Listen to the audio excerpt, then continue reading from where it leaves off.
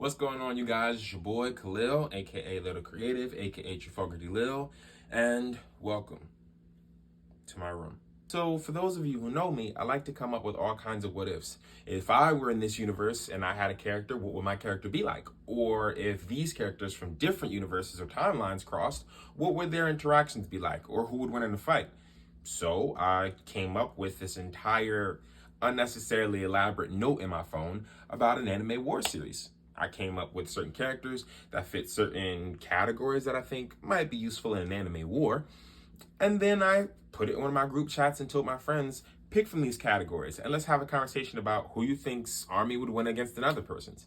So that's what I'm going to be talking to you guys about today. Now, one of the things that I want to go over first is that these are just my picks. If you feel like you didn't see a character that you think should be included in here, or you think there's a show that I didn't watch and obviously have completely ignored a certain group of characters who should be included, put them down in the comments. I'm always open for recommendations, especially because I'm always reading through manga and watching shows and clearing them off my list, so I'm always looking for new stuff to watch. My rules are, if a character is picked for an overlapping role like a group, they can't be picked for another role. One and only one pick per category, except for hacks characters. Tacticians have no prior intel, but they know their allies' powers and abilities. Medics are responsible for leading all military medical treatment and defending their camp in case of an enemy attack on the injured soldiers. All armies have the same amount of foot soldiers. Foot soldiers can combat any character on the field, so foot soldiers aren't limited to fighting only foot soldiers. General categories should be taken from the canon point and the time in which they're introduced as a group. Generals can only fight armies, hacks characters, and fodder control. Generals cannot fight demigod or god characters. Hack ability characters can partake in any battle on the field. Support tactic characters do not partake in direct combat, but they assist combat by affecting the environment in favor of their army and their allies.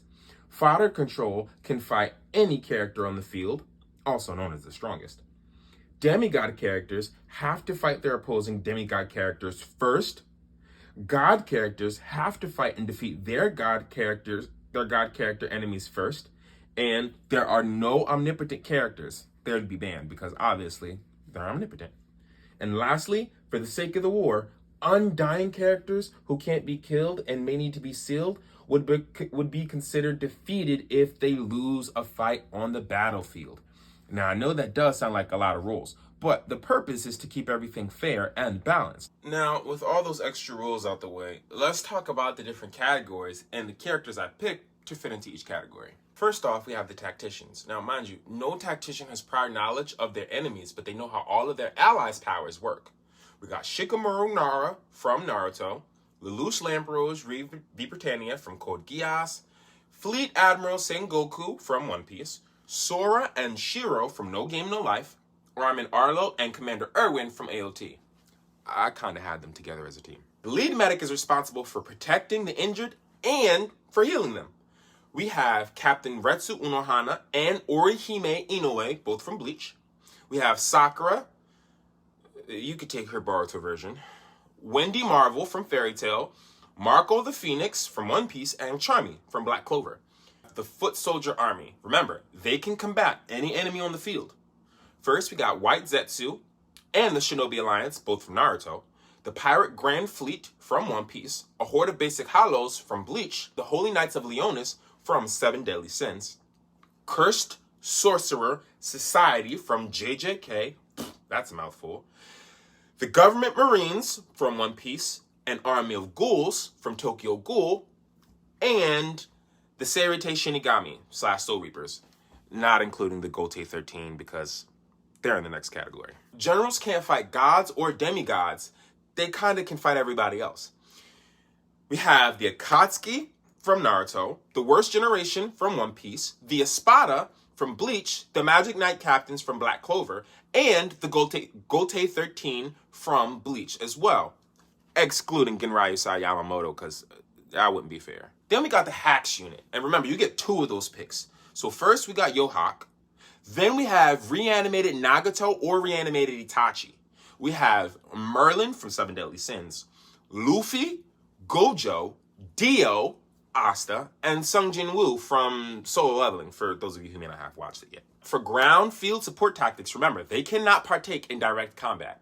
We have Gaara from the 4th Grade Shinobi War, Edward Elric, Nami with Zeus, Yamato from Naruto Shippuden, Shoto Todoroki from My Hero Academia, and Don Quixote do Flamengo.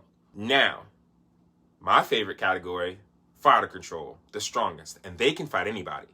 We have Kaido, All Might, Attack Titan Eren, who can consistently activate his Attack Titan form, Benimaru Shenmon from Fire Force, Kenpachi Zaraki, Killer Bee and Hachibi, Prime Whitebeard, Admiral Akainu, Escanor, or reanimated Madara with no Rinnegan. Towards the end, we have some higher level characters.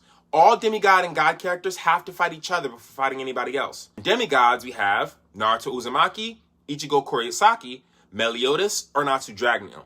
And for our god characters, who also have to fight each other before they fight anybody else, we have Goku, obviously, even though he might be overpowered, Sailor Moon, Saitama, Ishiki Otsutsuki, and Aizen. So let me know what you guys think. Are there certain characters I could put in other categories that I didn't put them in? Absolutely. And are there certain categories that I may have not even thought of at all that could be very useful in an army or a war? 100%. This is just supposed to be something fun that I thought of to pass on to my friends so we could talk about it, because a lot of us watch anime. But if there's certain things that I could have done better, you let me know in the comments, or tell me who you would pick to represent you in your army. This is a really big video for me, you guys, and I really appreciate everybody's support. So with all that being said, thank you.